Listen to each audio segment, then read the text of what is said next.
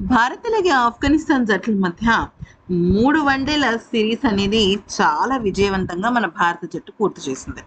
ముఖ్యంగా ఇంకొక మ్యాచ్ మిగిలి ఉండంగానే భారత జట్టు 2 మ్యాచ్‌లు గెలిచింది కానీ, మూడో వన్‌డే మ్యాచ్ కూడా గెలిచేసి క్లీన్ స్వీప్ చేయాలనుకుంది. అలాగే బెంచ్ పవర్‌ని కూడా చూపిద్దామనుకుంది.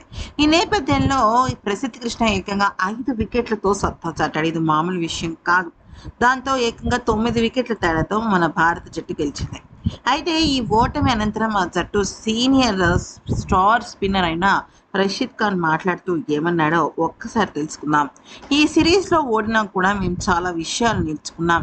ఈరోజు తొలి 10 ఓవర్లో భారత్ అద్భుతంగా బౌలింగ్ చేసింది. నిజానికి ఈరోజు బ్యాటింగ్లో యశస్వి జైస్వాల్, రోహిత్ శర్మ ఇద్దరు కూడా అనుకున్న టార్గెట్ని చాలా వేగంగా పూర్తి చేశారు. కానీ మేము అంత తక్కువ టార్గెట్ ఇవ్వడానికి ప్రధానంగా మమ్మల్ని బాగా ఇబ్బంది పెట్టిన విషయం ఏదైనా ఉందంటే అది ప్రసిద్ధ్ కృష్ణ.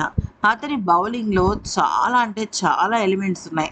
షార్ప్ బౌలింగ్‌తో మమ్మల్ని చాలా ఇబ్బంది పెట్టాడు. ముఖ్యంగా చెప్పాలి అంటే అజ్మత్ మంచి భాగస్వామ్యం చేశాడు. ఇంకా చాలా మంచి సెంచరీలు సాధించారు మా ఆటగాళ్ళు. అయినప్పటికీ కూడా రావాల్సినంత గుర్తింపు అలాగే రావాల్సిన విజయం మాకు రాలేదు.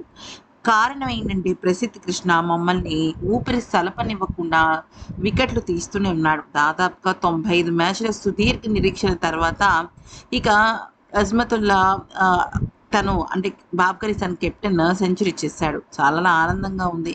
ఇక దేశం కోసం తను చేయాల్సిన ప్రయత్నం తను చేశాడు. కాకపోతే ఏంటి అంటే ఇక్కడ ఎండ చాలా ఎక్కువగా ఉండడం వల్ల కండరాలు పట్టేస్తూ తను చాలా ఇబ్బంది పడ్డాడు.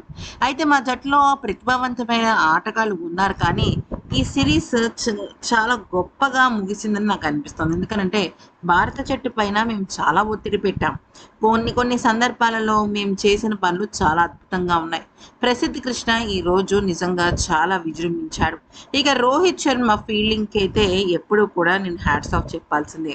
గత ఏడాది చివరిలో బంగ్లాదేశ్తో ఆడా, ఇప్పుడు మళ్ళీ భారత్తోనే ఈ సిరీస్ ఆడటం చాలా హ్యాపీగా అనిపిస్తుంది. ఎనీవేస్ ఇక రాబోయే రోజుల్లో ఇంకాస్త గొప్పగా రాణించగలమని ఆశిస్తున్నానంటూ చెప్పుకొచ్చాడు.